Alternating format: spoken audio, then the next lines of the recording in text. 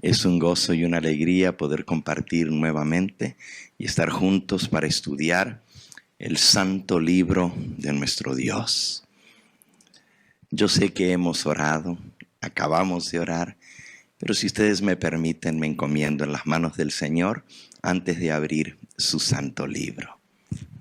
Padre Santo y Dios nuestro, sea tu nombre engrandecido y glorificado en esta hora.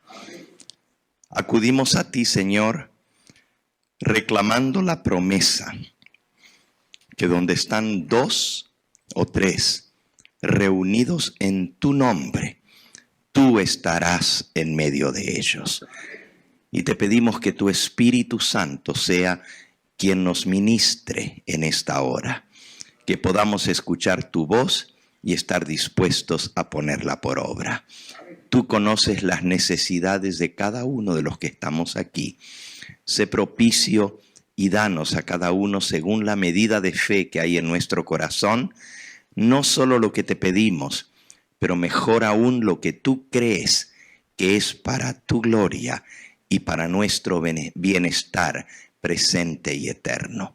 Me encomiendo en tus manos y te pido que seas tú quien utilices mis labios, mi boca, mi lengua, para glorificar tu nombre y para compartir y trazar correctamente la palabra de verdad. Lo pido humildemente en el nombre precioso de tu amado Hijo, nuestro Salvador. A Él sea la gloria y la honra por los siglos de los siglos. Amén, Señor. Amén. Les invito a abrir sus Biblias en el libro del profeta Zacarías. Zacarías en el capítulo 10. Y vamos a leer en el versículo 1. Zacarías 10:1. Pedid a Jehová lluvia en la estación tardía. Jehová hará relámpagos y os dará lluvia abundante y hierba verde en el campo a cada uno. Pedid a Jehová lluvia en la estación tardía. El tema de hoy lleva por título justamente la lluvia tardía. ¿Y a qué se refiere el profeta cuando dice pedid a Jehová lluvia en la estación tardía? No está hablando de el ambiente agrícola. Está hablando espiritualmente. Sin embargo, está usando el símil, la comparación de lo que es la agricultura para que podamos entender la importancia de lo que es la lluvia temprana y la lluvia tardía. El pueblo de Israel dependía de la agricultura para mantenerse, pero no había como hoy en día la posibilidad de regadíos, de poder tener irrigación en los campos. No existía en aquella época el poder traer el agua de otros lugares como hoy en día. Y aún a pesar de todo eso, aquí en el estado de California estamos en terrible sequía ya por años.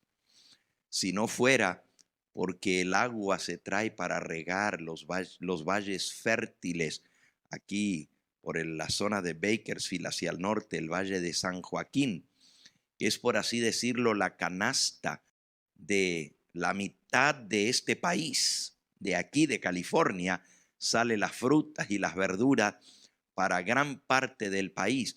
Si no fuera por la irrigación y por el agua que se trae desde el río Colorado en Arizona.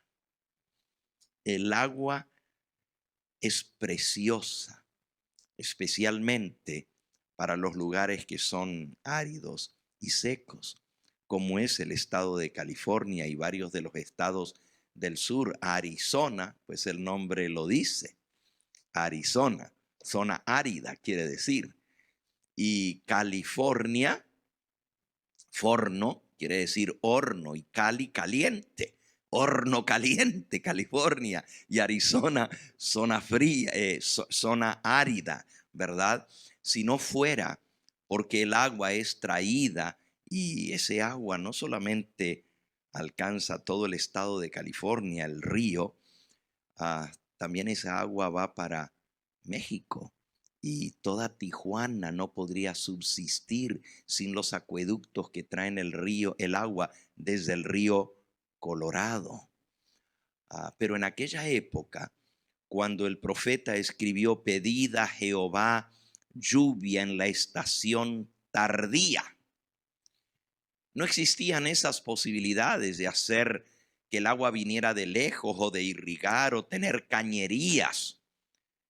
La gente dependía de la lluvia que el cielo mandaba para hacer crecer sus cosechas y para hacerlas madurar. Mayormente, la lluvia temprana servía para regar la semilla y hacerla germinar y brotar. Y si había habido bastante lluvia temprana, la lluvia temprana viene en la primavera. Si hay bastante lluvia temprana, entonces la humedad se mantiene por varias semanas hasta que la planta crezca, pueda florecer y pueda dar espiga. De igual manera, los árboles frutales, con una buena lluvia temprana, se mantiene húmeda la tierra y aguantan durante el periodo de calor, que es cuando crecen, cuando florecen, cuando dan fruto, pero luego se necesita una lluvia más. Y con esto no estoy diciendo que solo caía una lluvia y una segunda, lluvia temprana y tardía. Estamos hablando de la época de lluvia, de la estación de lluvia. A veces son varios días que llueve la lluvia temprana y luego se necesita una lluvia más después de los meses del verano, cuando el árbol ha dado su fruto, cuando la siembra está en la espiga, para que aguante la planta y pueda madurar el fruto y la espiga se llene. Si no viene la lluvia tardía, se pierde la cosecha, se pierde el fruto. La planta no aguanta los calores. Sin agua necesita nutrirse, porque ahora el árbol está cargado y necesita alimentar mucho más que las hojas, también la fruta, y de igual manera las plantas que se siembran. Todo necesita de esa lluvia tardía para poder madurar la cosecha. Hay muchos lugares en la Biblia que nos hablan de este símil. Por ejemplo, si buscamos en el libro de Oseas, en el capítulo 3, un poquito antes de Zacarías donde estamos. Oseas capítulo 6, dice el versículo 3. Oseas 6:3. Y conoceremos y proseguiremos en conocer a Jehová, como el alba está dispuesta a su salida, y vendrá a nosotros como lluvia tardía, así como temprana a la tierra. Noten que aquí ya el profeta Oseas aplica el simbolismo de la lluvia a nuestro acercamiento a Dios, a permitir que Jehová pueda venir a nuestra vida y hacer la obra en nosotros. Nuevamente menciona la lluvia tardía. Gracias, hermanita. Aquí. La lluvia temprana y la lluvia tardía. Hay muchos versículos y vamos al libro de Joel. Después de Oseas viene Joel.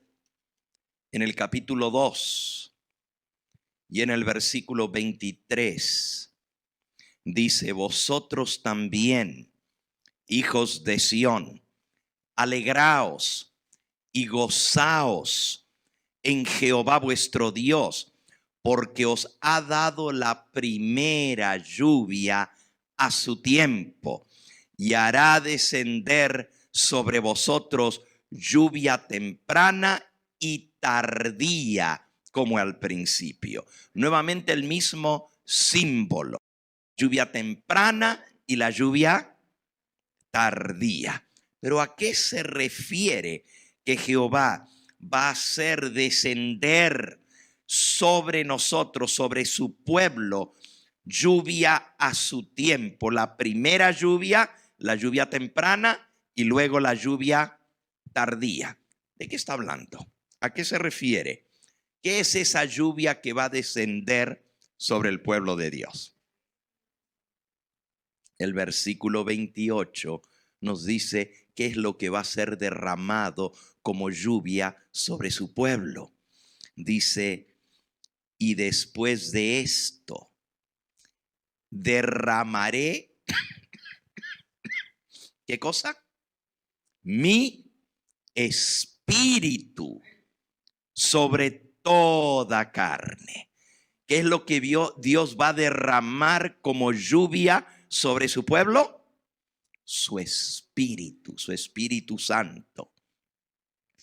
Y profetizarán vuestros hijos y vuestras hijas, vuestros ancianos soñarán sueños, y vuestros jóvenes verán visiones. También sobre los siervos y sobre las siervas derramaré mi espíritu en aquellos días, y daré prodigios en el cielo y en la tierra, sangre y fuego y columnas de humo. El sol se convertirá en tinieblas y la luna en sangre, antes que venga el día grande y espantoso de Jehová. Y todo aquel que invocare el nombre de Jehová será salvo.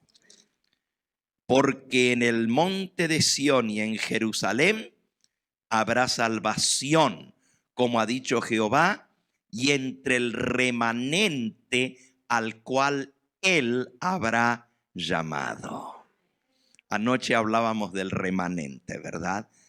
Lo que queda, lo último que queda en esta tierra del pueblo de Dios, los descendientes de la mujer.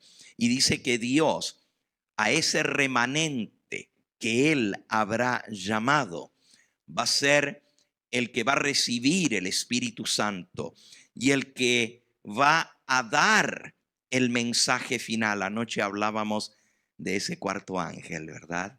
Hablábamos del poder que ha de acompañar la proclamación del mensaje a través del cuarto ángel que ilumina toda la tierra con su gloria.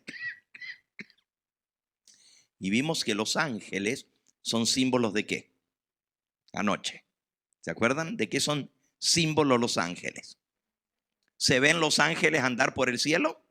Literalmente, no. ¿Qué simbolizan?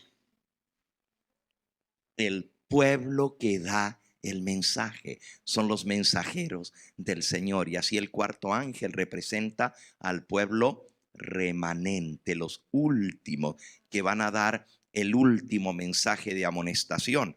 Por eso dice aquí: en el monte de Sión y en Jerusalén habrá salvación, como ha dicho Jehová, y entre el remanente al cual él habrá llamado. ¿Dónde va a estar la salvación? Entre el remanente al cual el Señor ha llamado. ¿Y qué quiere decir aquí? Porque en el monte de Sión y en Jerusalén habrá salvación. Si vamos al libro de Hebreos, al capítulo 12, Hebreos capítulo 12, nos dice en el versículo 22. Os habéis acercado al monte de Sión, a la ciudad del Dios vivo, Jerusalén, pero no la de la tierra, sino ¿cuál?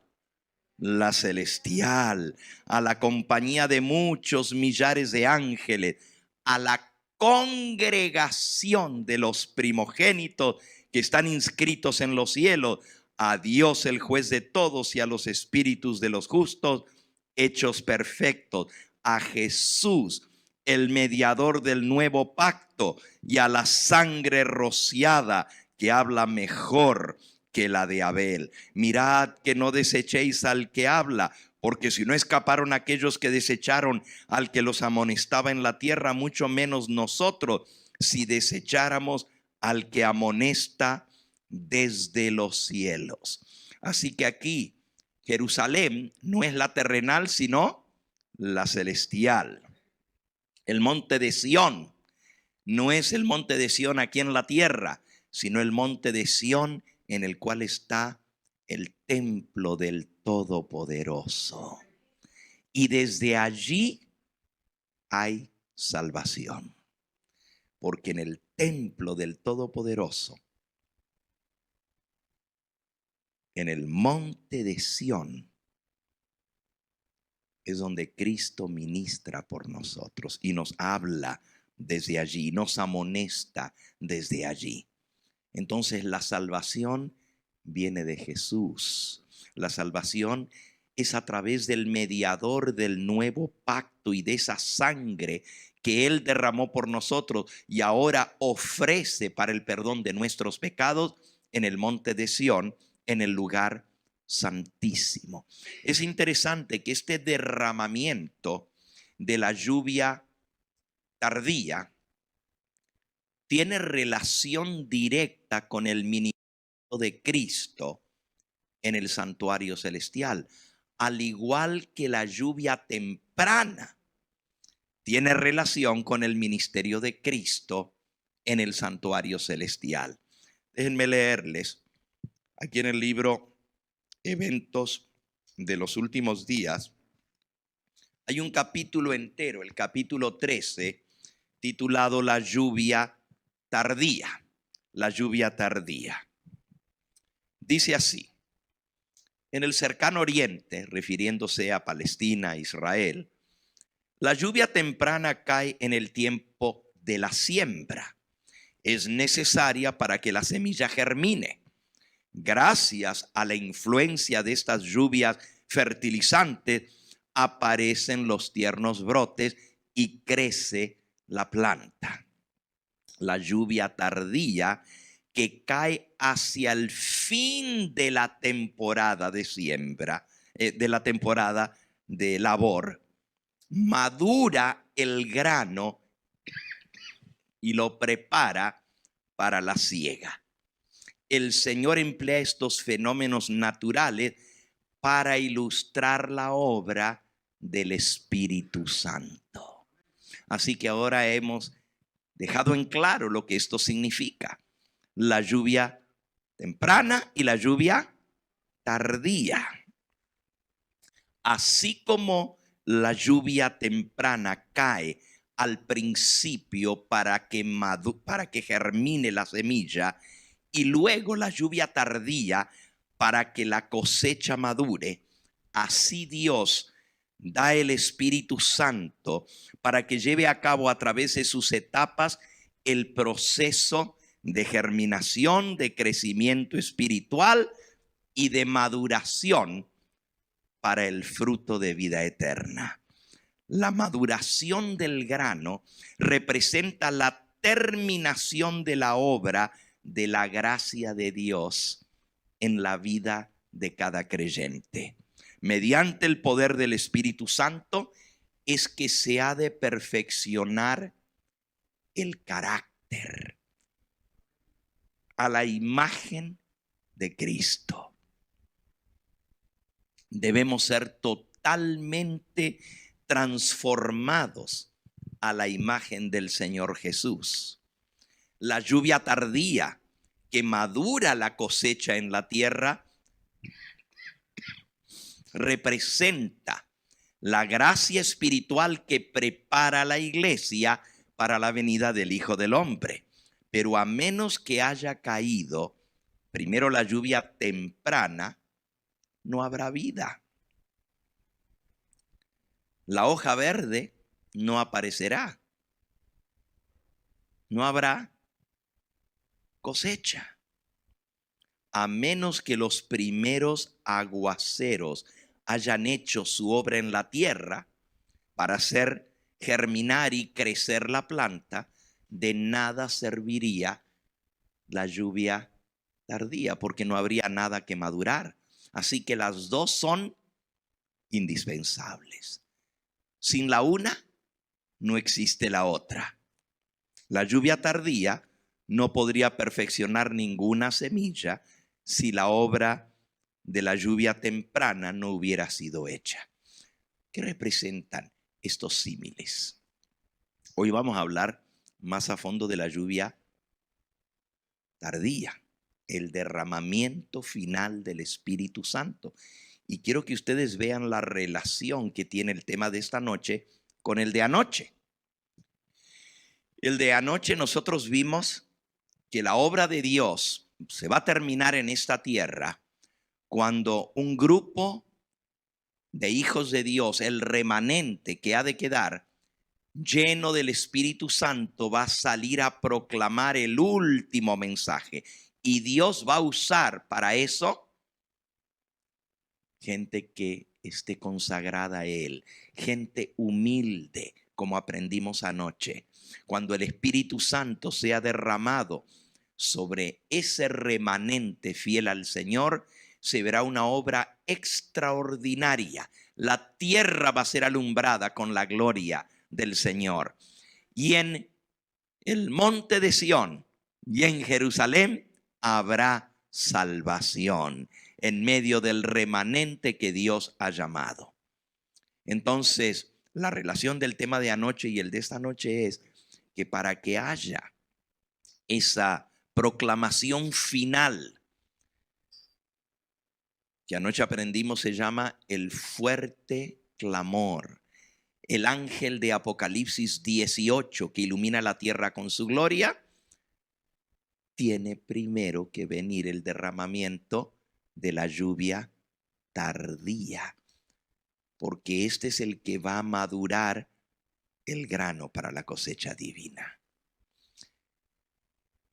Entonces, vamos primero a tomar unos minutitos para ver lo que es la lluvia temprana y la obra que hace la lluvia temprana, y luego vamos a ir directamente a lo que es la lluvia tardía y cómo es que se va a dar y cuáles son los requisitos para poder recibir en nosotros el derramamiento del Espíritu Santo. Dice la mensajera del Señor: el derramamiento del Espíritu Santo en los días de los apóstoles fue el comienzo de la lluvia temprana, y gloriosos fueron los resultados. En el tiempo del fin, la presencia del Espíritu Santo ha de morar con la iglesia fiel. Al final del tiempo, justo antes de la venida del Señor, vendrá el derramamiento de la lluvia tardía. Así que el derramamiento del Espíritu Santo en la era apostólica fue la lluvia temprana, pero justo antes de la venida del Señor ha de venir la lluvia tardía. Dice aquí, el derramamiento, estoy siempre en el mismo capítulo del libro Eventos de los Últimos Días, el capítulo 13, titulado La lluvia tardía. Dice, el derramamiento del Espíritu Santo en los días de los apóstoles fue la lluvia temprana, y glorioso fue el resultado. El derramamiento de la lluvia tardía será más abundante, más grande, y los resultados más gloriosos. Así que podemos esperar algo grande. Si en el primer siglo de la era cristiana, los apóstoles, que eran un grupo de 12 hombres iletrados, apenas se habían ido a la escuela, no tenían títulos, la mayoría eran pescadores, eran hombres comunes. Pero cuando vino sobre ellos el Espíritu Santo, las obras que hicieron, el poder que llenó sus vidas, los llevó a proclamar el Evangelio en toda la tierra conocida, en el Imperio Romano. Llenaron el Imperio Romano con la doctrina de Cristo Jesús. Fue maravilloso. Ahora, en la lluvia temprana no fue tanta la gente que fue llena del Espíritu Santo. ¿Cuántos eran? ¿Se acuerdan? Vamos a leerlo. Está en el libro de Hechos de los Apóstoles. Estamos viendo ahora el derramamiento de la lluvia temprana. Hechos en el capítulo 1. Dice el versículo 4. Estando juntos, Jesús les mandó que no se fueran de Jerusalén, sino que esperasen la promesa del Padre, la cual les dijo: oísteis de mí. Porque Juan ciertamente bautizó con agua, mas vosotros seréis bautizados con el Espíritu Santo dentro de no muchos días. Así que les dijo: quédense en Jerusalén hasta que venga la promesa de mi Padre. Seréis bautizados con el Espíritu Santo. Luego cuenta cómo Jesús ascendió al cielo y una nube le recibió, y cómo los ángeles le dijeron que así como se había ido, regresaría. Y dice en el versículo 2, entonces volvieron a Jerusalén desde el monte que se llama el Olivar, el cual está cerca de Jerusalén. Y entrados, subieron al aposento alto. Y en el versículo 13 dice: todos estos perseveraban unánimes en oración y ruego con las mujeres y con María, la madre de Jesús, y con sus hermanos. En aquellos días Pedro se levantó en medio de los hermanos, y los reunidos eran como 120 en número. ¿Cuántos eran? Como 120. Los apóstoles habían sido 12, pero ahora quedaban ¿cuántos? Quedaban 11. Porque uno de ellos, el traidor Judas, no solamente había traicionado a Jesús y al grupo de los apóstoles, sino que una escena horrenda sucedió cuando Jesús iba cargando la cruz hacia el monte Calvario, hacia el lugar de la calavera, el Gólgota. En un recodo del camino vieron una escena horrible. Un hombre con la lengua larga afuera, colgado de un árbol, ahorcado. Y fue Judas. Se ahorcó. Se suicidó. Aquí cuenta que cuando estaban reunidos los apóstoles, tuvieron que escoger a otro que tomara su lugar.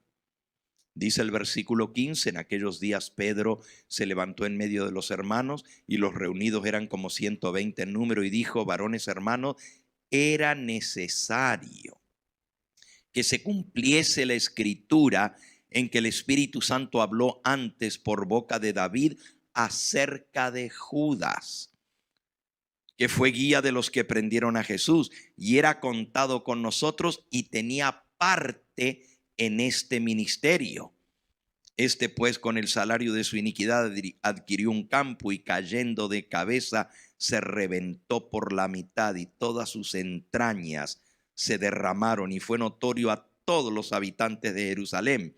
de tal manera que aquel campo se llama en su propia lengua Séldama, que quiere decir campo de sangre.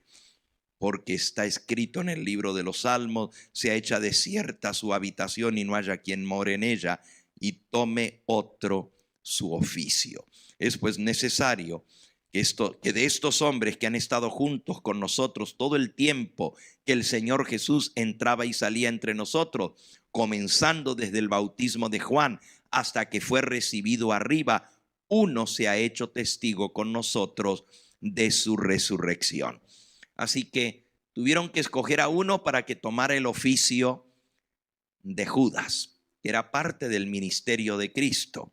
Pero como ya leímos,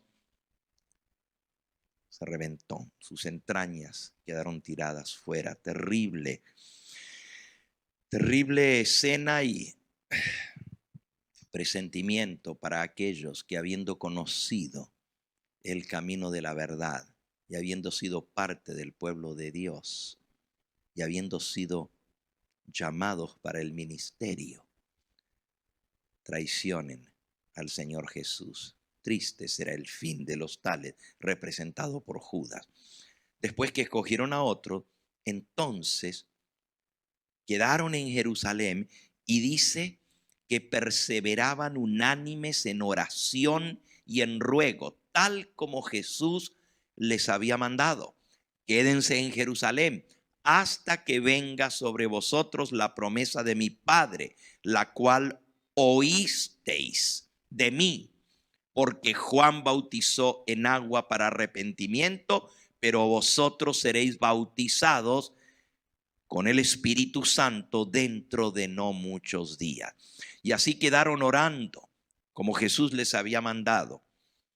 Y dice en el versículo 1 del capítulo 2, y cuando llegó el día de Pentecostés, estaban todos unánimes juntos. Y de repente vino del cielo un estruendo como de un viento recio que soplaba, el cual llenó toda la casa donde estaban sentados, y se les aparecieron lenguas repartidas como de fuego, asentándose sobre cada uno de ellos. Y fueron todos llenos del Espíritu Santo y comenzaron a hablar en otras lenguas según el Espíritu les daba que hablasen. Y moraban entonces en Jerusalén judíos, varones piadosos de todas las naciones debajo del cielo. Y hecho este estruendo, se juntó la multitud y estaban confusos, porque cada uno les oía hablar en su propia lengua. Y estaban atónitos y maravillados, diciendo: mirad, ¿no son galileos todos estos que hablan? ¿Cómo pues les oímos nosotros hablar, cada uno en nuestra lengua en la que hemos nacido? Una de las manifestaciones del Espíritu Santo fue el don de lenguas. Todos los creyentes en Cristo eran judíos y eran galileos. Por eso dice: ¿no son todos estos galileos los que están hablando? Pero les oímos hablar en nuestra lengua en que hemos nacido. Y luego menciona los distintos lugares geográficos que estaban representados, las distintas naciones que se habían reunido en Jerusalén para la fiesta del Pentecostés. Dice el versículo 9: partos, medos, elamitas, los que habitamos en Mesopotamia, en Judea, en Capadocia, en el Ponto, y en Asia, y en Frigia, y en Panfilia, y en Egipto, y en las regiones de África, más allá de Cirene, romanos aquí residentes, tanto judíos como prosélitos, cretenses y árabes. Les oímos hablar en nuestras lenguas las maravillas de Dios. Y estaban todos atónitos y perplejos, diciéndose unos a otros: ¿qué quiere decir esto? Ahora el Espíritu Santo se manifestó de una forma extraordinaria. El pueblo judío, según la orden de Dios que le dio a través de Moisés, tenía que reunirse en Jerusalén 3 veces al año. Se reunían para la Pascua y era una celebración que duraba 7 días. En esa venida a Jerusalén se celebraba la fiesta de la Pascua, la semana de los panes sin levadura y dentro de esa semana la fiesta de las primicias, donde se ofrecía el grano mecido. 3 fiestas se celebraban en esa primera venida de los judíos a Jerusalén. Dios les había dado estas instrucciones a su pueblo. Si vamos al libro de Éxodo, el segundo libro de la Biblia, en el capítulo 23, dice en el versículo 14, 3 veces en el año me celebraréis fiesta. La fiesta de los panes sin levadura guardarás. 7 días comerás los panes sin levadura como yo te mandé en el tiempo del mes de Abib. Ese es el primer mes del año eclesiástico, en la primavera. Corresponde a nuestro mes de marzo, abril, porque los días no se cuentan igual que el calendario romano. El calendario judío se basaba en las fases de la luna, es un calendario lunar. Cada luna nueva comenzaba el mes y 30 días más tarde,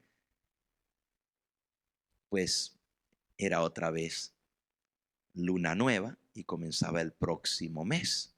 Y pasaba la luna por cuarto creciente, luna llena a los 15 del mes, cuarto menguante y finalmente cuando no se ve la luna.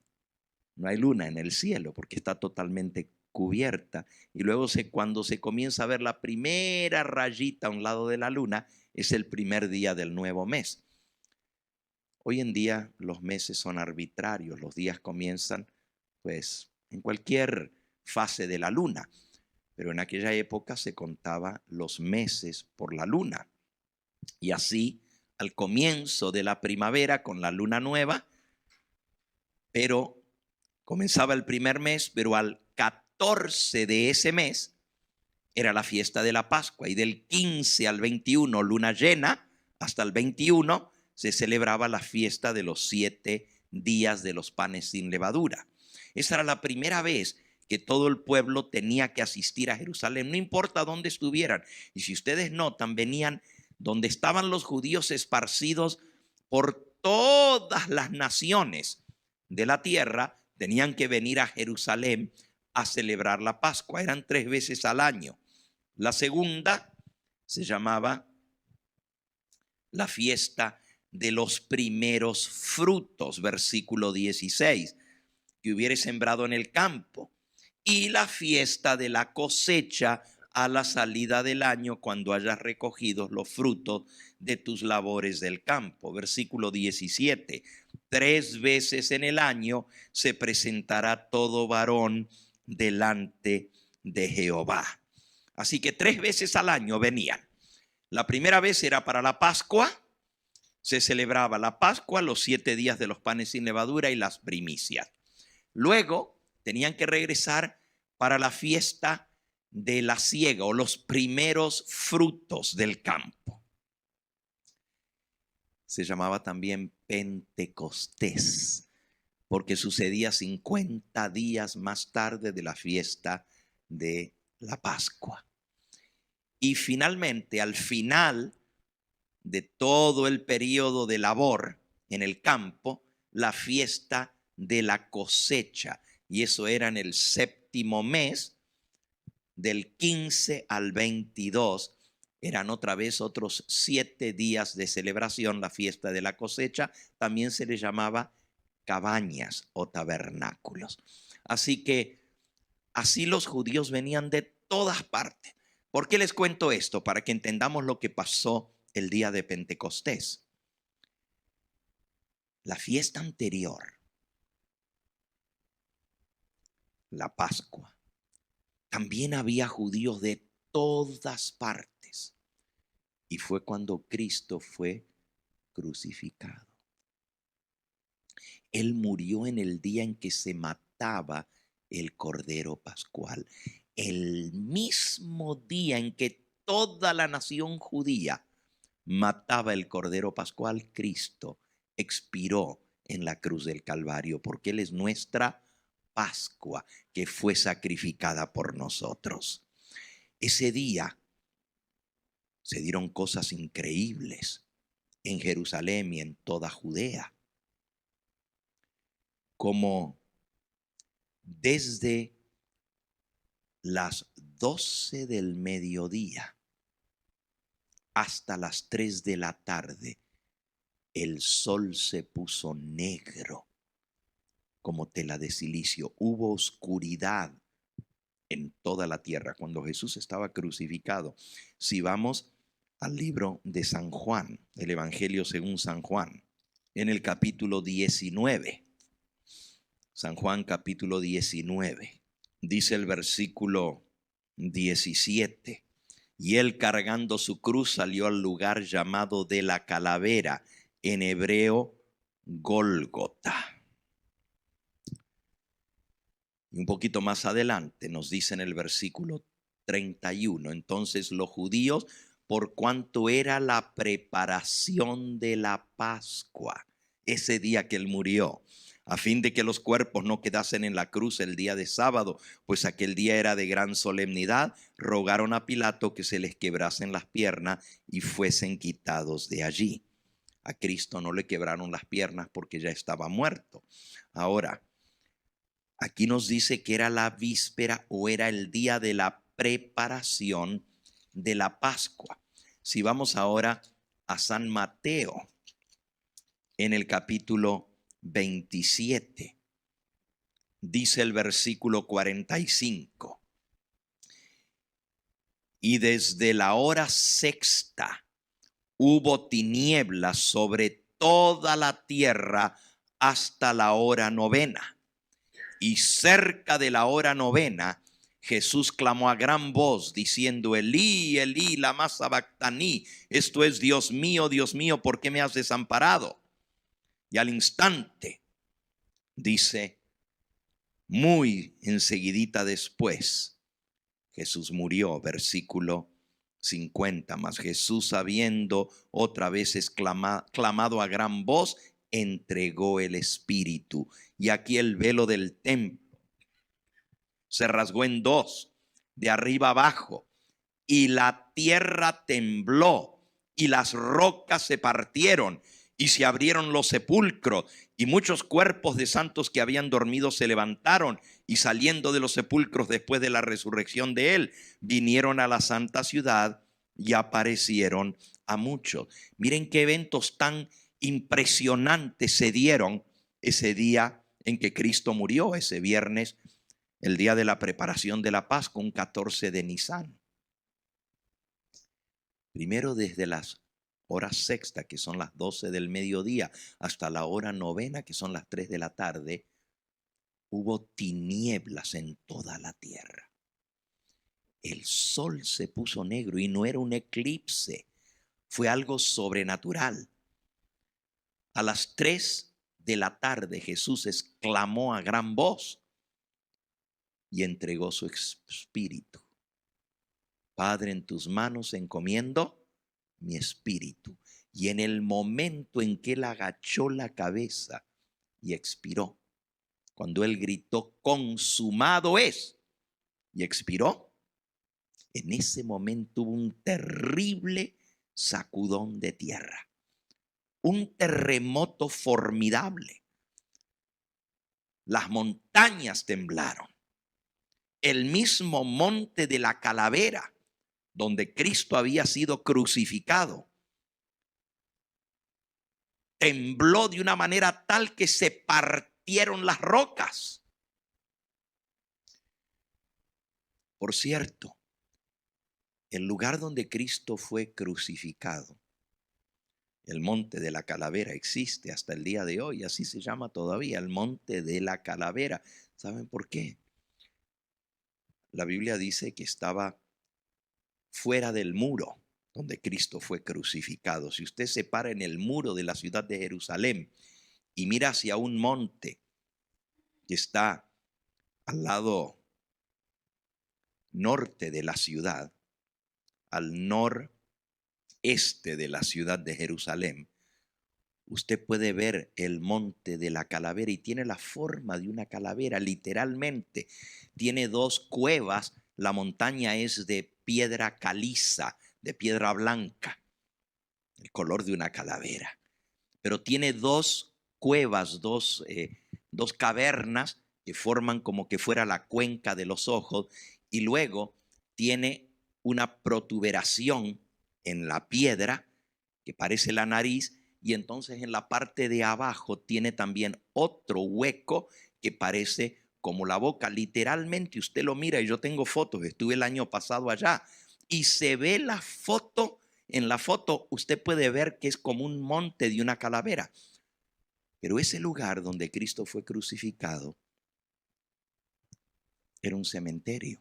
Y dice aquí que cuando tembló la tierra, se partieron las rocas y se abrieron sepulcros. Y muchos santos que habían dormido salieron de sus tumbas después de la resurrección de él. Un terremoto marcó la muerte de Cristo. Y un terremoto marcó su resurrección. O sea que hubo dos terremotos, uno el viernes y el otro el domingo temprano por la madrugada. Lo pueden leer en el capítulo 28 y el versículo 1 en adelante. Dice: pasado el día de sábado, al amanecer del primer día de la semana, vinieron María Magdalena y la otra María a ver el sepulcro, y hubo un gran terremoto, porque el ángel del Señor, descendiendo del cielo y llegando, removió la piedra y se sentó sobre ella.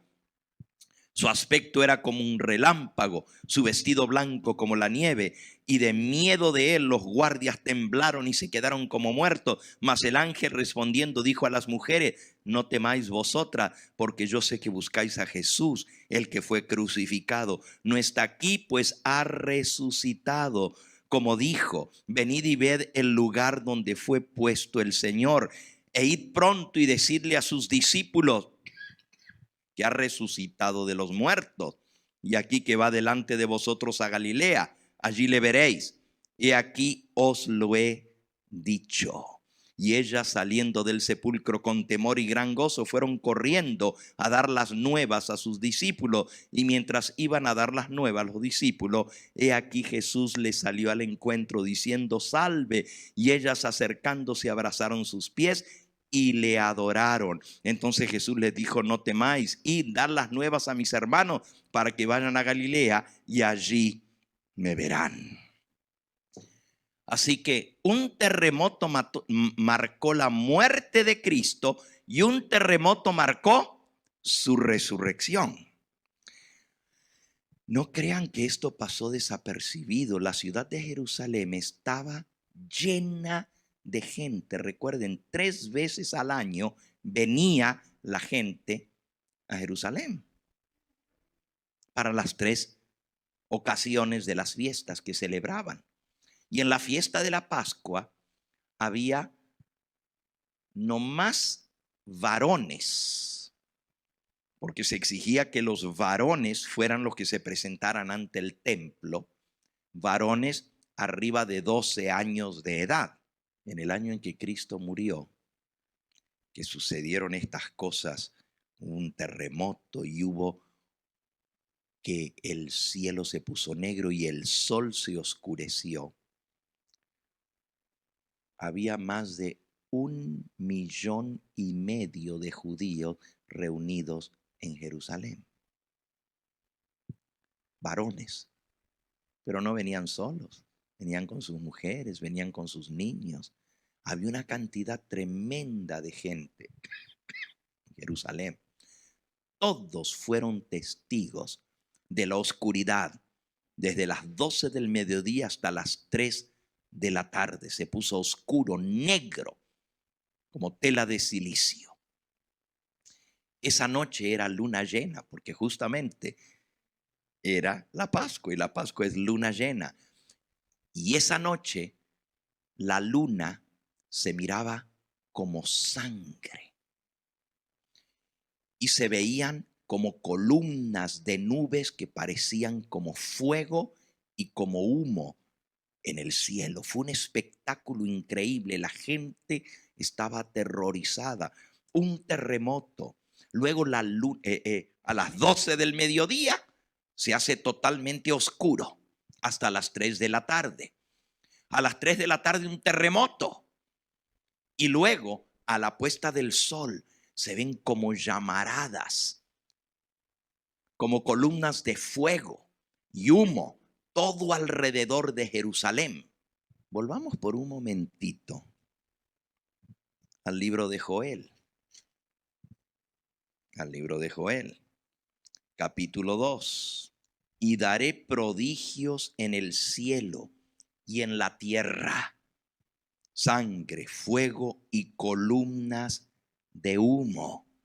El sol se convertirá en tinieblas y la luna en sangre. Todo eso que estaba profetizado se cumplió.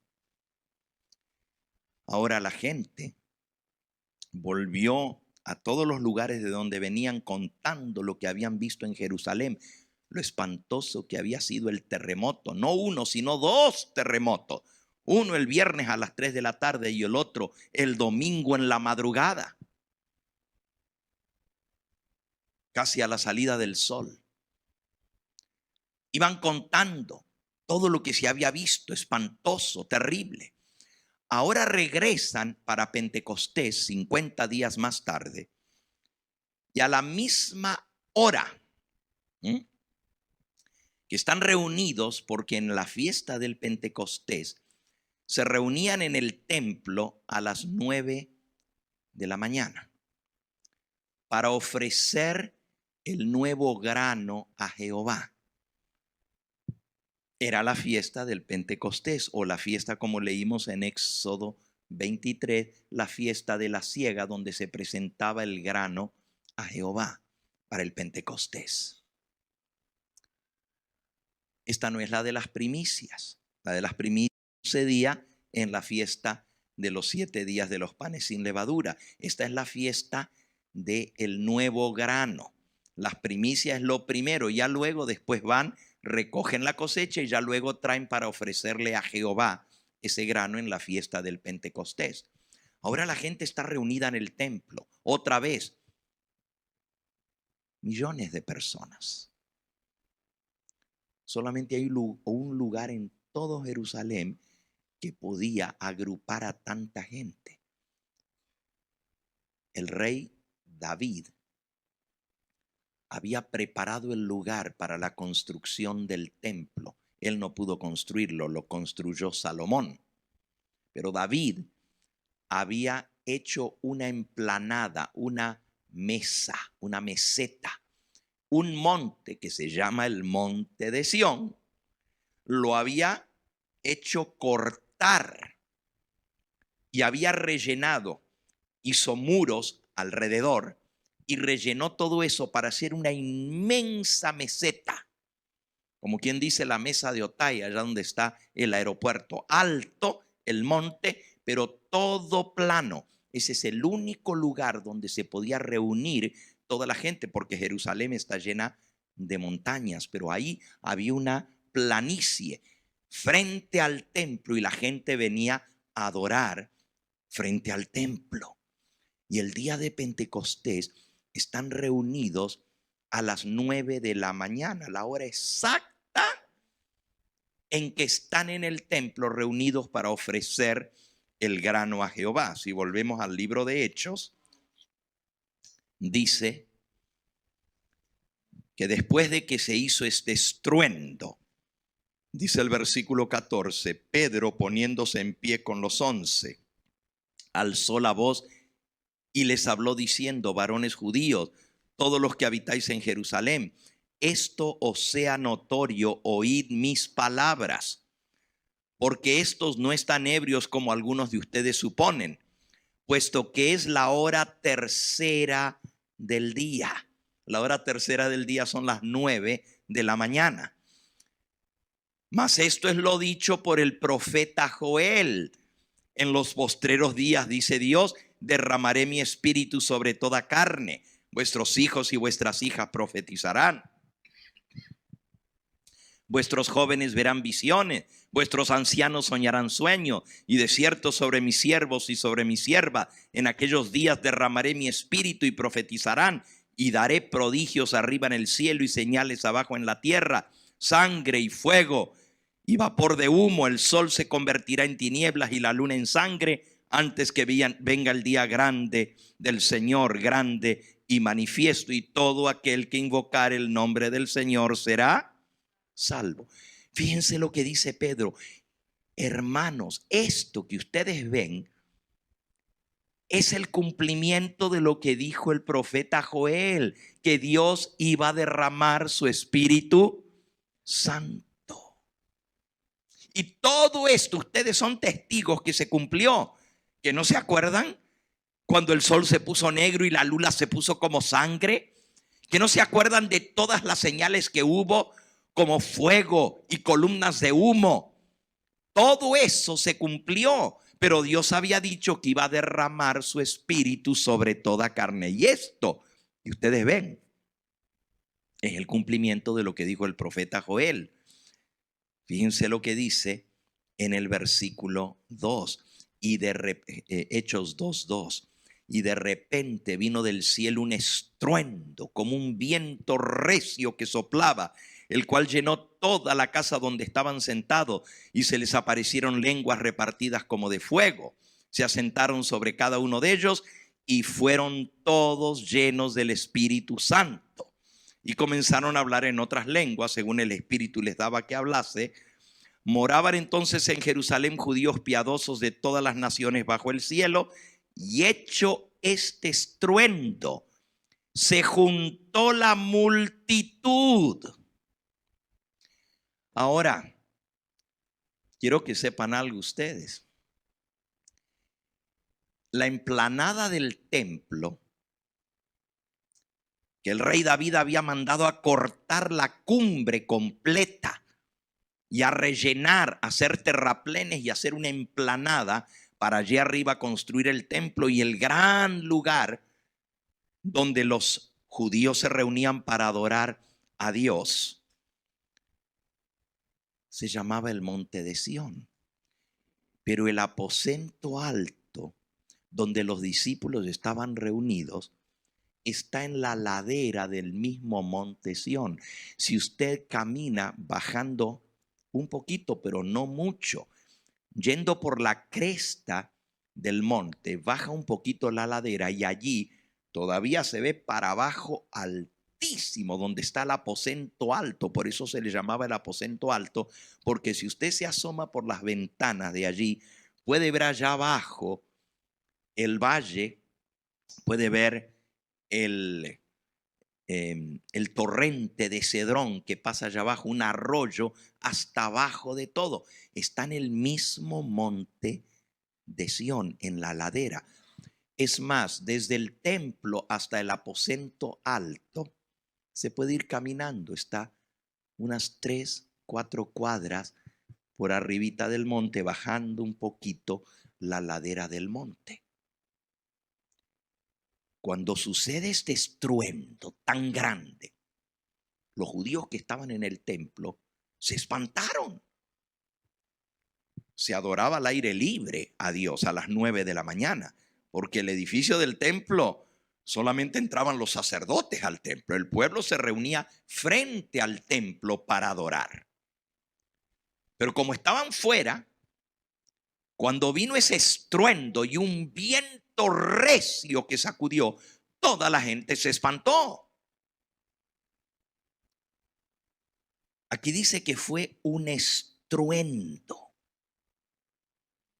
Es como un trueno gigantesco, un estruendo. Y la gente que estaba allá, ¿qué hace la gente cuando escucha como una bomba que explota? Pues sale corriendo. Pero la gente salió corriendo para ver de dónde había venido el ruido tan grande, y era como un tornado. Allá por donde viene, de donde viene nuestra hermana Isabel, ese es lugar de tornados, ¿verdad? De vez en cuando se levantan unos vientos y uno ve como una espiral, no sé, ustedes lo han visto por televisión, ¿verdad? Pero se ve como una espiral, como una columna de nube que va girando negro así y va avanzando. A eso se le llama un tornado. No es lo mismo que un huracán. Un huracán sucede en el mar, pero esto sucede en tierra seca, el tornado. Se vio como ese viento que venía y se escuchó un estruendo, como una explosión. La gente corrió para ver y dice que se juntó la multitud. Versículo 6. Se juntó la multitud. Y ahí es donde Pedro aprovecha a pararse y a todos los que se habían reunido allí cerquita del templo, a 4 cuadras donde está el aposento alto. Mucha gente había venido. Y él aprovechó a decir: esto es el cumplimiento de la profecía del profeta Joel, el derramamiento del Espíritu Santo. Ahora, ese evento grandioso fue la lluvia temprana. Fíjense lo que sucedió. Después del sermón que dio el apóstol Pedro, él les explica todo lo que había pasado 50 días antes en la Pascua con la muerte de Cristo. Y dice: esto que ustedes ven es porque Cristo no quedó muerto en la tumba, resucitó, y nosotros somos testigos de eso. Ascendió al cielo y ha sido entronizado en el cielo. Eso está en todo el sermón que él da. No vamos a leer el sermón entero, pero simplemente si se fijan algunos de los versículos, dice en el versículo 24: a quien Dios levantó sueltos los dolores de la muerte, por cuanto era imposible que fuese retenido en ella. Y entonces dice en el versículo 29: varones hermanos, si os puede decir libremente del patriarca David, que murió y fue sepultado, y su sepulcro está con nosotros hasta el día de hoy. Pero siendo profeta y sabiendo que con juramento Dios le había jurado que de su descendencia en cuanto a la carne se levantaría el Cristo para que se sentase en su trono, viéndolo antes, David habló de la resurrección de Cristo, que su alma no fue dejada en el Hades, ni su carne vio corrupción. A este Jesús resucitó Dios, de lo cual todos nosotros somos testigos. Y ahora, exaltado por la diestra de Dios, y habiendo recibido del Padre la promesa del Espíritu Santo, ha derramado esto que vosotros veis y oís. ¿Por qué se derramó el Espíritu Santo?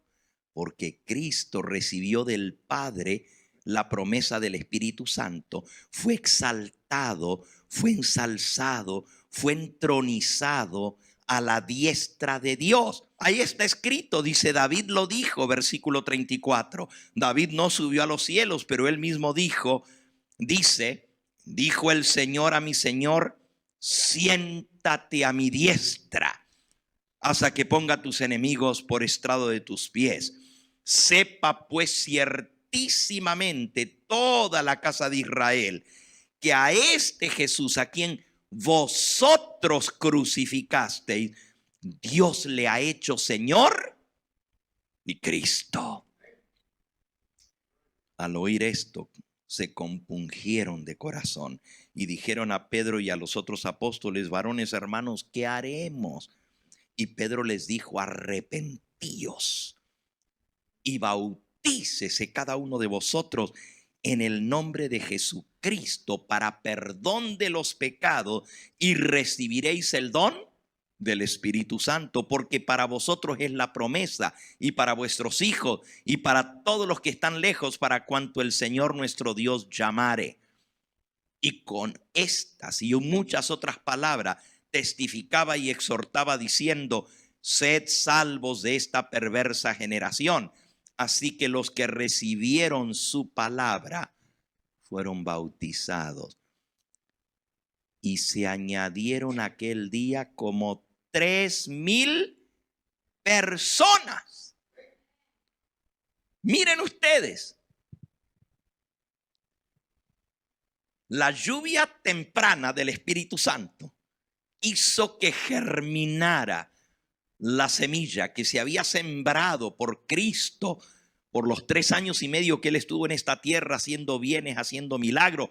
Ahora, cuando escucharon y vieron lo que vieron, y los apóstoles les dijeron: Cristo ha ascendido al cielo y se sentó a la diestra de Dios, y la prueba de esto es que ha mandado el Espíritu Santo. Se arrepintieron de corazón y se bautizaron como 3,000. Primero eran 12. Luego el día de Pentecostés eran 120. Y de 120 se multiplicaron de una sola vez a más de 3,000 personas. Y luego unos días más tarde se bautizaron otros 5,000 más.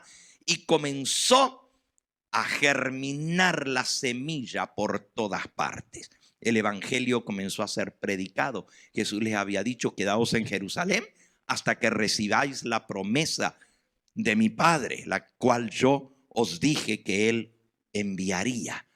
Y me seréis testigos. Y si volvemos al capítulo 1 de Hechos, dice, versículo 8: pero recibiréis poder cuando haya venido sobre vosotros el Espíritu Santo, y me seréis testigos en Jerusalén, en toda Judea, en Samaria y hasta lo último de la tierra. Todo comenzó en Jerusalén, se extendió por toda Judea y luego se extendió a Samaria, y de allí se regó hasta lo último de la tierra.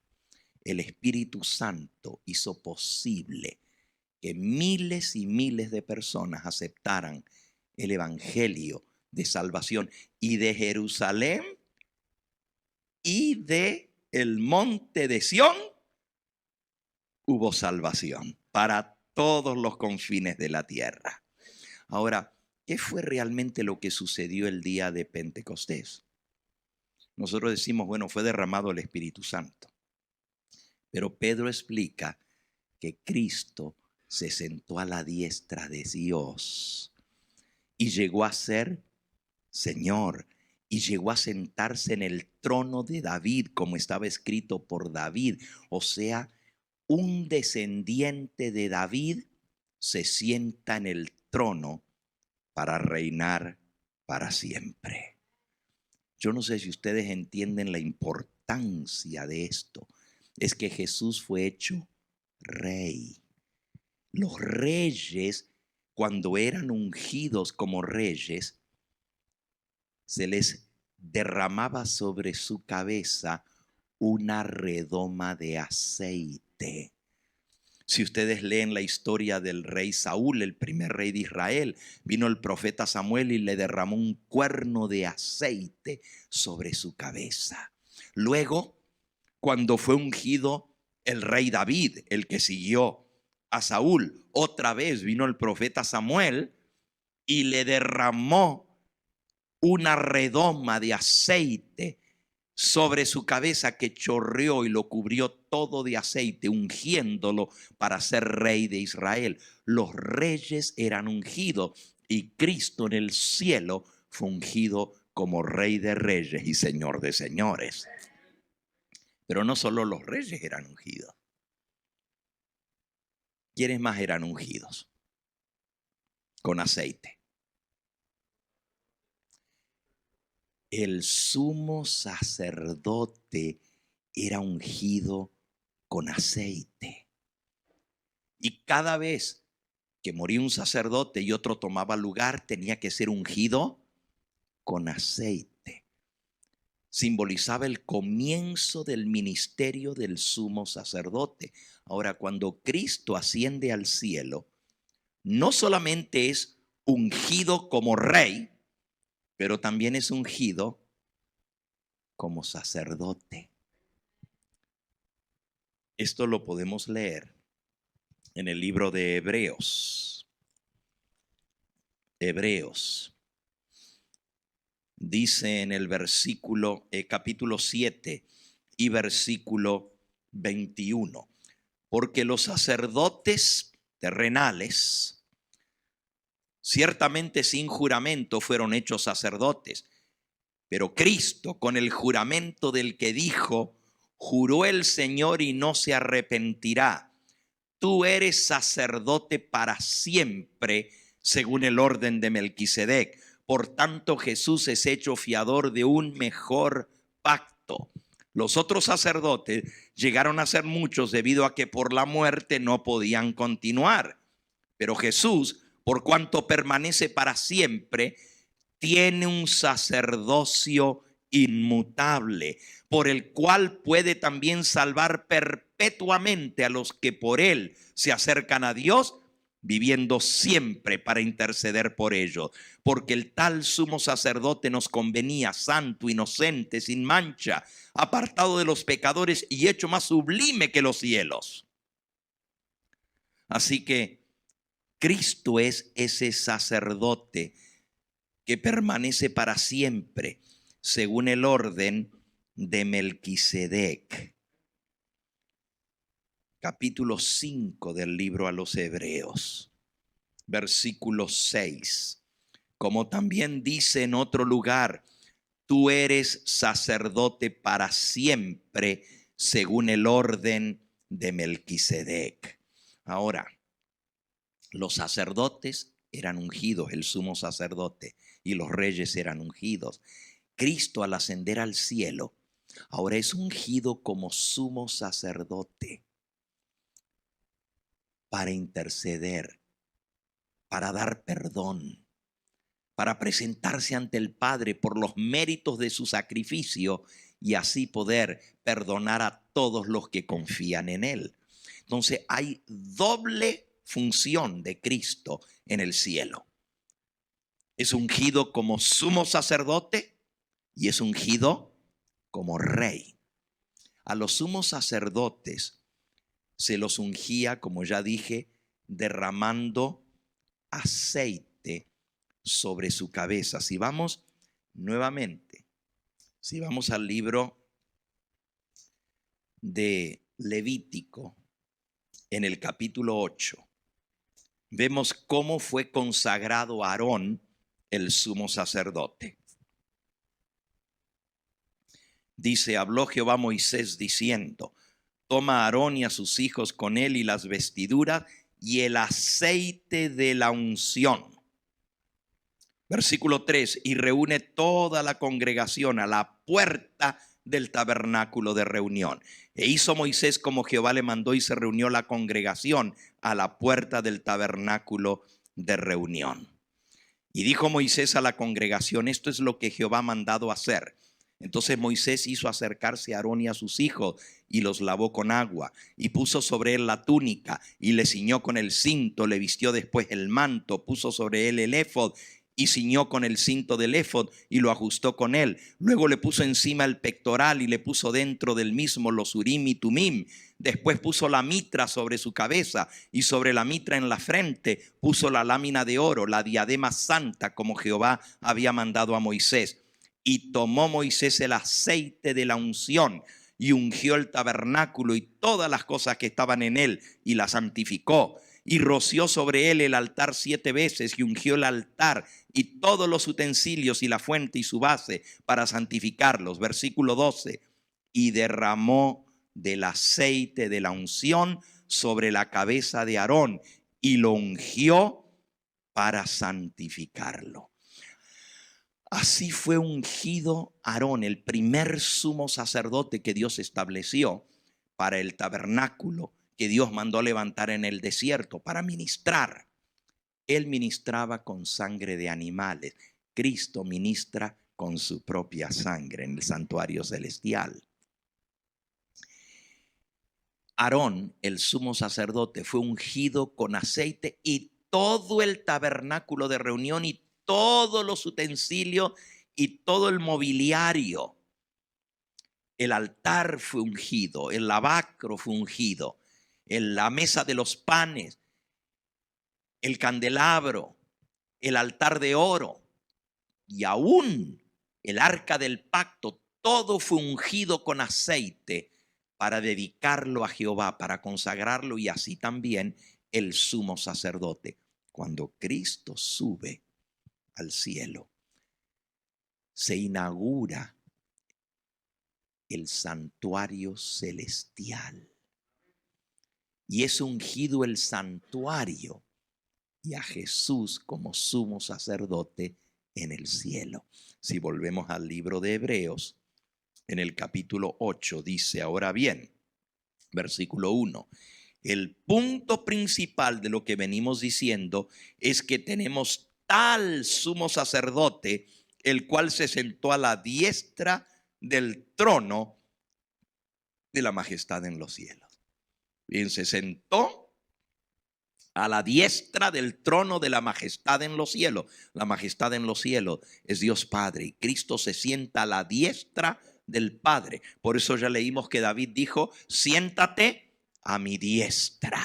Lo hizo sentar en el trono, le puso la diadema de oro, símbolo de que él es ahora rey, pero también lo ungió con aceite para santificarlo como rey y como sumo sacerdote. Dice el versículo 2, ministro del santuario y de aquel verdadero tabernáculo que levantó el Señor y no el hombre. Ahora, ahí sigue explicando por qué Cristo fue establecido como sumo sacerdote. Es para hacer la expiación por el pecado. Tiene que tener ofrendas por el pecado. Pero los sacerdotes humanos tenían que hacerlo con ofrenda de animalitos.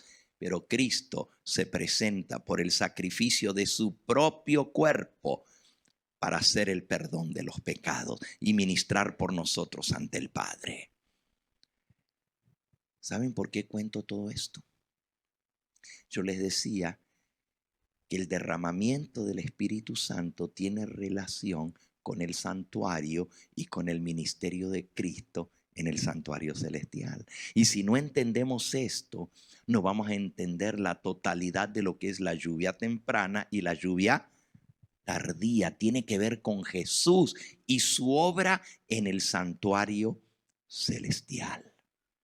Ahora, al principio de la era cristiana, después de la muerte, resurrección y ascensión de Cristo al cielo, Cristo es ungido como sumo sacerdote y como rey, y por eso se derrama el Espíritu Santo. Hay un salmo muy bonito, el Salmo 133, y es el salmo del ungimiento del sumo sacerdote. Aquí hay una riqueza de simbolismo escondida en este salmo tan cortito. Dice, Salmo 133, versículo 1, mirad cuán bueno y cuán delicioso es habitar los hermanos juntos en armonía. Mantengan eso en mente, los hermanos juntos en armonía. Es como el buen óleo sobre la cabeza, la cual desciende sobre la barba. ¿Qué es el óleo? ¿Qué es el óleo? Aceite de la unción. Óleo es aceite de la unción. Es como el buen óleo sobre la cabeza, la cual desciende sobre la barba. ¿La barba de quién? De Aarón. ¿Y quién es Aarón? El sumo sacerdote. Y baja hasta el borde de sus vestiduras, como el rocío de Hermón que desciende sobre los montes de Sión, porque allí envía Jehová bendición y vida eterna. Desde Sión hay salvación, desde Sión hay bendición, desde Sión hay vida eterna. ¿Por qué? Porque el sumo sacerdote ha sido ungido y ahora puede dar perdón, salvación y vida eterna. Vean que dice que le echan el aceite y el aceite de la unción baja y chorrea por su barba y luego cae hasta el borde de sus vestiduras. Y obviamente cae sobre la tierra. Cuando Cristo fue ungido en el cielo, cuando el Espíritu Santo fue derramado en todo su poder y en su totalidad sobre Cristo al ser ungido como rey y sumo sacerdote, fue tanta la bendición de Dios que derramó sobre Cristo al hacerlo rey y sumo sacerdote, que el aceite, símbolo del Espíritu Santo, chorreó por su barba y cayó hasta el borde de sus vestiduras y cayó hasta la tierra. Y por eso los 120 que estaban reunidos en el monte de Sión les cayeron como lenguas de fuego que se asentaron sobre ellos. Era el Espíritu Santo que fue derramado sobre Cristo, que a su vez cayó sobre los discípulos. No es tanto lo que pasó en la tierra, sino lo que pasó en el cielo, con el ungimiento de Cristo, la entronación de Cristo como rey y sumo sacerdote, que se manifiesta la obra en esta tierra con el derramamiento del Espíritu Santo. Si Cristo no hubiera estado en el santuario, de nada servía la predicación, porque se necesitaba alguien que intercediera para que aquellos que aceptaran su sacrificio pudieran ser lavados y limpiados del pecado con su sangre. Era tan importante la obra de Cristo en el santuario celestial como lo fue su muerte en la cruz. Sin su muerte en la cruz, no habría que ofrecer, porque el sacerdote tiene que ofrecer ofrendas por el pecado. ¿Y qué iba a ofrecer Cristo? ¿Animales en el cielo? No, él tenía que ofrecer su propia sangre. Fíjense, si volvemos otra vez al libro de Hebreos, en el capítulo 5, versículo 1. Porque todo sumo sacerdote tomado de entre los hombres es constituido a favor de los hombres en lo que a Dios se refiere, para que presente ofrendas y sacrificios por los pecados. ¿Para qué se establece un sacerdote, un sumo sacerdote? Para presentar ofrendas y sacrificios por los pecados, para que se muestre paciente con los ignorantes y extraviados, puesto que él también está rodeado de debilidad, y por causa de ella debe ofrecer por los pecados, tanto por los de sí mismo como también por los del pueblo. Y nadie toma para sí esa honra, sino que es llamado por Dios, como lo fue Aarón. Así tampoco Cristo se glorificó a sí mismo haciéndose sumo sacerdote, sino que el Padre le dijo: tú eres mi hijo, yo te he establecido hoy, te he engendrado hoy.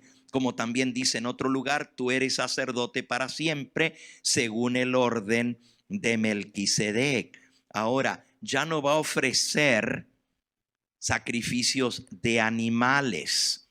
Dice en el capítulo 9, en el versículo 11: pero estando ya presente Cristo, sumo sacerdote de los bienes venideros, por el más amplio y más perfecto tabernáculo no hecho de mano, es decir, no de esta creación, y no por sangre de machos cabríos ni de becerro, sino por su propia sangre entró de una vez para siempre en el santuario, habiendo obtenido eterna redención. Porque si la sangre de los toros y los machos cabríos y las cenizas de la becerra rociada a los inmundos santifican para purificación de la carne, cuánto más, versículo 14, la sangre de Cristo, el cual mediante el Espíritu eterno se ofreció a sí mismo sin mancha a Dios, limpiará vuestras conciencias de obras muertas para que sirváis al Dios vivo.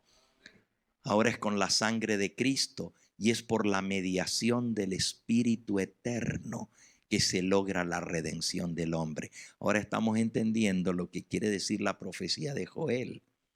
que Dios derramará su espíritu y en el monte de Sión y en Jerusalén habrá salvación abundante. ¿Por qué? Porque en el monte de Sión y en Jerusalén anteriormente estaba el templo y ahí los sacerdotes ofrecían los sacrificios y la sangre para la remisión de pecados. Pero ahora, como leímos al principio de nuestro tema hoy, ya no nos acercamos al monte de Sión en la tierra donde está o donde estaba el templo donde se ofrecían los sacrificios por los animales. Ahora nos acercamos al monte de Sión que está ¿dónde? En el cielo, y a la Jerusalén no la terrenal sino la celestial, y allí es donde hay salvación y vida eterna, porque hay sacerdote que intercede por nosotros con su propia sangre, no con la sangre de machos cabríos ni de becerro, sino con su propia sangre entró para hacer expiación por los pecados del pueblo. La lluvia temprana es la proclamación de la obra de Cristo en el santuario celestial para salvación. Es la proclamación del evangelio mediante la cual las almas aceptan a Cristo y son salvas mediante el arrepentimiento y el bautismo. Fue lo que estudiamos hoy. Esa es la lluvia temprana. Ahora, así como en la era cristiana hubo una lluvia temprana para que creciera la semilla del evangelio por todas partes, primero en Jerusalén, luego en Judea, luego en Samaria y luego hasta lo último de la tierra, así también en la vida de cada individuo tiene que haber una lluvia temprana y una lluvia tardía. En la iglesia hubo una lluvia temprana al comienzo para que se regara la luz del evangelio. Y al final la lluvia tardía madura la cosecha. Y vimos hoy que madurar la cosecha, madurar el fruto, es el fruto del Espíritu Santo en nuestra vida. ¿Se acuerdan lo que leímos? Que lo que hay que madurar en nosotros es la obra del Espíritu Santo para reflejar el carácter de Cristo en nuestra vida. Y esa es la obra del Espíritu Santo en la lluvia tardía. En la lluvia temprana es hacer crecer la semilla de la fe, es aceptar a Cristo, es ser bautizados, es recibirle a Él como Señor y sacerdote en nuestra vida. Pero la lluvia tardía madura el fruto. ¿Y cuál es el fruto del Espíritu que tiene que ser madurado en nosotros? Gálatas, capítulo 5. Mas el fruto del Espíritu, este es el fruto del Espíritu Santo en nuestra vida, es amor, gozo, paz, paciencia, benignidad, bondad, fe, mansedumbre y dominio propio o templanza. Y contra tales cosas no hay ley que los condene. Cuando el fruto del Espíritu Santo se da en nuestra vida, en la transformación del carácter, nos va a hacer bondadosos, pacientes, benignos, mansos, con dominio propio, con gozo y con amor para Dios y para nuestros semejantes. Esa es la obra que se hace a través de la lluvia tardía.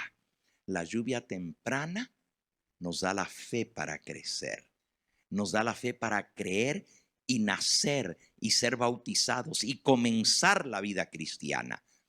Pero el derramamiento final del Espíritu Santo madura la cosecha, madura el fruto para que estemos listos para ver al Señor cara a cara cuando Él venga. El fruto se da en nuestra vida. Mañana vamos a estudiar más a fondo este tema. El tiempo se nos fue esta noche. Nos quedamos en la lluvia temprana. Yo pensaba ver lluvia temprana y lluvia tardía.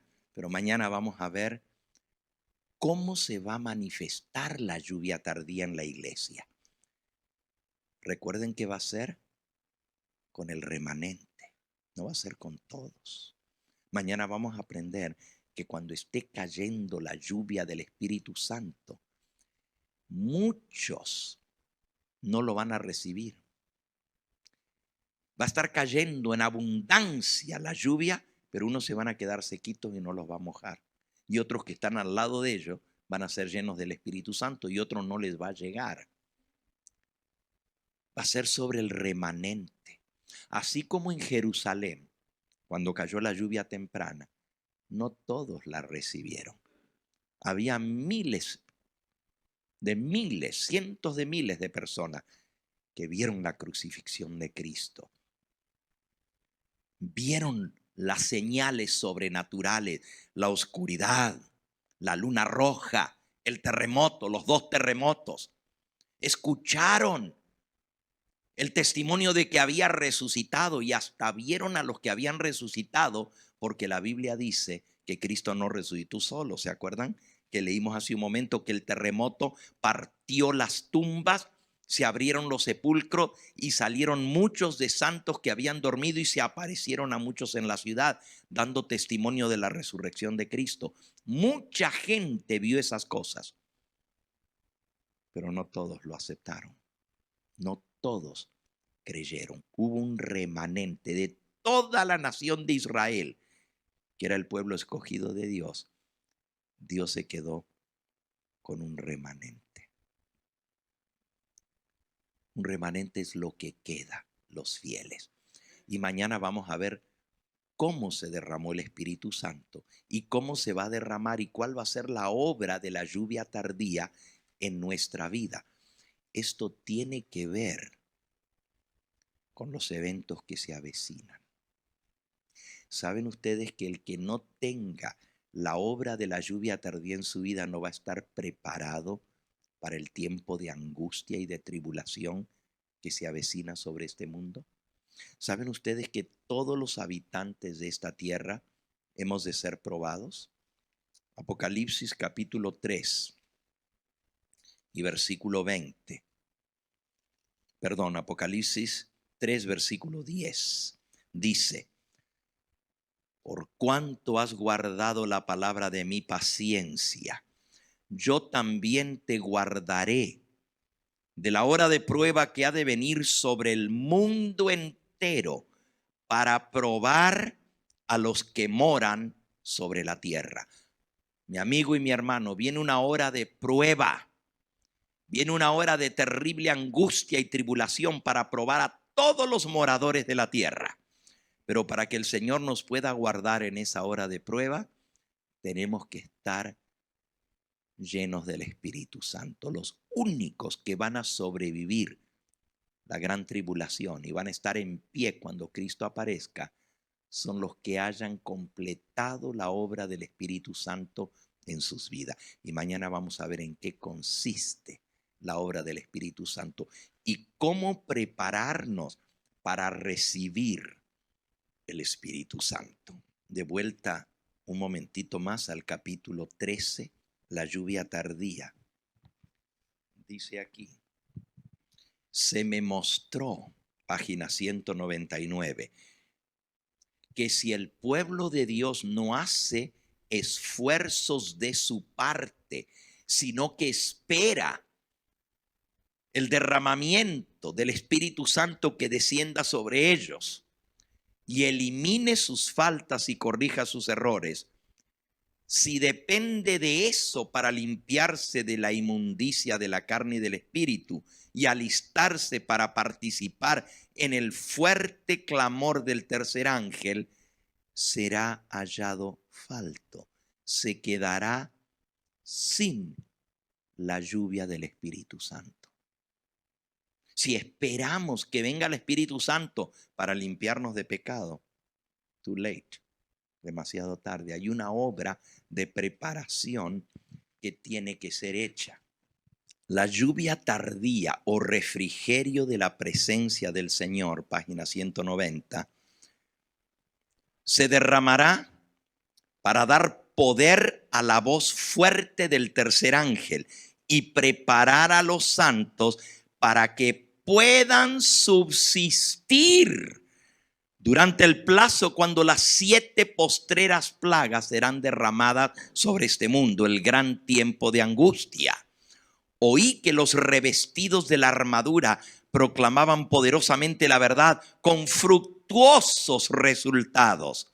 Pregunté por la causa de tan profundo cambio y un ángel me respondió: es la lluvia tardía, es el refrigerio de la presencia del Señor, es el potente pregón del tercer ángel, es el fuerte clamor que será dado solo por aquellos que estén llenos del Espíritu Santo.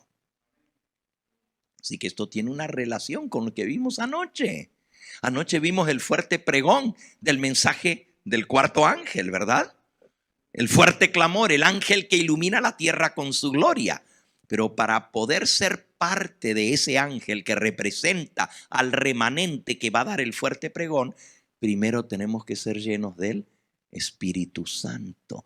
Pero no solamente podemos recibir la lluvia tardía, también tenemos que tener la lluvia temprana en nuestra vida para que la semilla crezca, para que se desarrolle la fe, para que se desarrolle el carácter en nuestra vida, para que entonces la lluvia tardía madure el fruto en nuestra vida. Ese va a ser el tema de mañana por la mañana. ¿Alguna pregunta que ustedes tengan sobre lo que hemos visto en esta noche? Justamente ese va a ser nuestro tema mañana. ¿Cómo se va a manifestar el Espíritu Santo en nuestra vida? ¿Y cómo podemos saber si tenemos o no el Espíritu Santo? Ese va a ser el tema. La pregunta es exacta. Esto era lo que seguía ahora.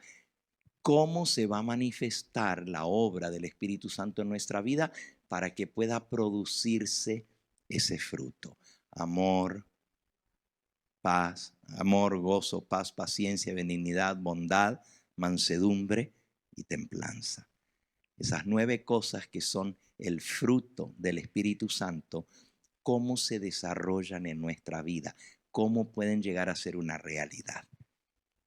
Dios quiere hacer esa obra en nosotros. Es tan importante su pregunta, hermano, que de eso se va a tratar el tema entero del día de mañana. La obra del Espíritu Santo en nuestra vida y la obra final del Espíritu Santo en el derramamiento de la lluvia tardía. ¿Alguna otra preguntita de lo que vimos esta noche que no quedó claro? El hermano pregunta sobre Melquisedec. Dice que Cristo fue ungido y se sentó a la diestra del Dios Todopoderoso y fue hecho sacerdote según el orden de Melquisedec. El sacerdocio que vino a través de Aarón y sus descendientes, porque se pasaba de padres a hijos, se llama el sacerdocio levítico. El sacerdocio levítico, porque Aarón era de la tribu de Leví. Y ese sacerdocio levítico o arónico es el sacerdocio terrenal que, como leímos, tenía que ser reemplazado el sumo sacerdote cada vez que moría uno, otro tenía que ser ungido en su lugar. A diferencia de eso, dice que Cristo es hecho según el orden de Melquisedec. Y si leemos esto en el capítulo 7 de Hebreos, dice: porque este Melquisedec, rey de Salem, sacerdote del Dios Altísimo, que salió a recibir a Abraham, que volvía de la derrota de los reyes, y lo bendijo, a quien asimismo dio a Abraham los diezmos de todo, cuyo nombre significa primeramente Rey de Justicia, y también el nombre Melech en hebreo es rey. Sadek, Sedek, Melquisedec, quiere decir rey de justicia, pero también es rey de Salem, y Salem quiere decir rey de paz. Dice de él, no se le menciona padre, ni madre, ni genealogía, que ni tiene principio de días, ni fin de vida, sino hecho semejante al Hijo de Dios, permanece sacerdote para siempre. Melquisedec, el sacerdote a quien Abraham le pagó sus diezmos y bendijo a Abraham, tenía un sacerdocio aparte del sacerdocio de Leví. Es otra línea de sacerdocio. Pero dice aquí que es símbolo de Cristo, porque de Melquisedec no sabemos ni de dónde vino, ni a dónde fue, ni quién era su papá, ni quién era su mamá. La Biblia no nos dice, eso es lo que está diciendo el apóstol Pablo en Hebreos. Dice, no hay genealogía de él, no se menciona padre, no se menciona madre. Es semejante o semejanza al Hijo de Dios que permanece sacerdote para siempre.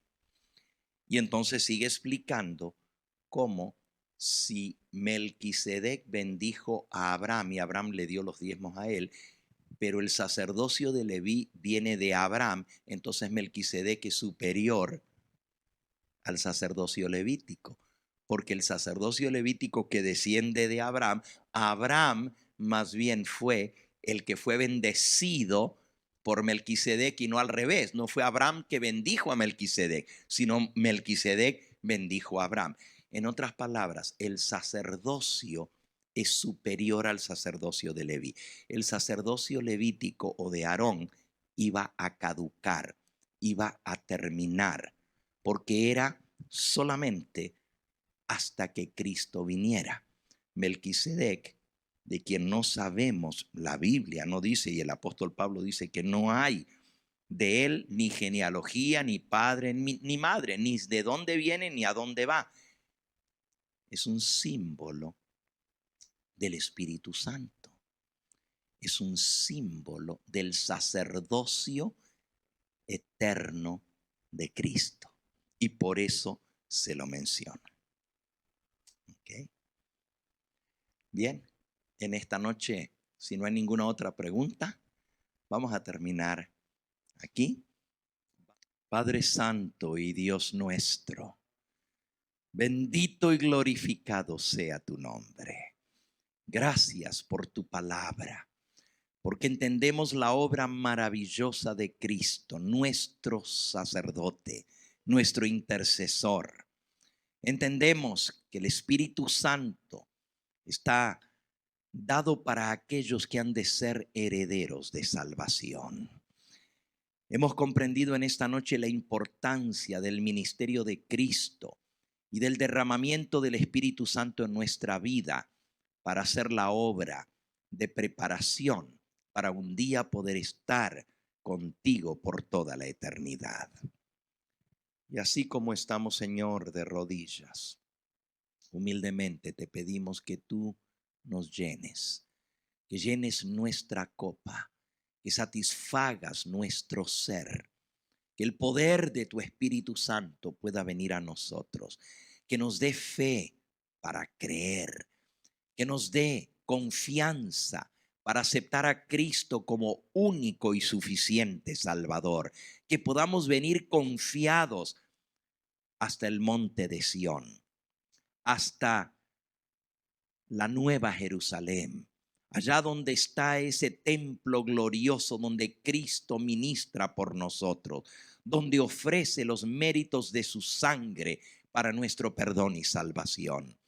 Si hay alguno, Señor, aquí presente en esta hora, o alguno que a través del canal de televisión, del satélite, del internet, del video, de donde quiera que esté, o aún a través de la radio, ha escuchado este mensaje y ha sentido la necesidad en su vida de ser limpiado, de ser perdonado, de ser transformado por la obra ministradora de Cristo Jesús y de su Espíritu Santo.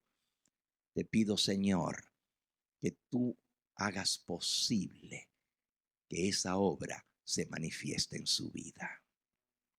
Si hay alguno que ha sido tocado por tu Espíritu Santo en esta hora y quiere venir a ti arrepentido, así como aquellos que acababan de presenciar, y muchos de ellos hasta haber gritado, crucifícale, crucifícale, pero ahora al escuchar que había resucitado y se había sentado a la diestra de Dios, compungidos y arrepentidos, dijeron: varones hermanos, ¿qué haremos? Si hay alguno en esta hora que pregunta: ¿qué he de hacer, Señor, con mi vida? Que la he arruinado con pecado, apartándome de tus caminos, rechazando la obra de tu Espíritu Santo. Te pido, Señor, que tú seas propicio y que no sea en vano el sacrificio de Cristo en nuestra vida. Si hay alguno aquí presente en esta hora que aún no ha sellado su pacto con Cristo a través del bautismo, que pueda tomar esta decisión y entregar su vida por completo a ti, aceptando el sacrificio de Cristo. Si hay alguno que nos escucha, donde quiera que esté, Señor, y tu Espíritu Santo ha trabajado en su corazón, permite que venga arrepentido a Jesús, confiese sus pecados y le reciba como único y suficiente Salvador. Que tu Espíritu Santo, que ha comenzado la buena obra en nosotros, la pueda terminar para el día de la redención. Despídenos con tu bendición en esta hora y tráenos nuevamente por la mañana en tu santo sábado a escuchar tu mensaje, a entender más profundamente esa obra que tú quieres hacer en nuestra vida por tu Espíritu Santo. Despídenos con tu bendición, mas no de tu presencia. Quédate en nosotros. Lo pedimos en el nombre que es sobre todo nombre, en el nombre de Cristo Jesús. A Él sea la gloria y la honra por los siglos de los siglos. Amén, Señor. Amén.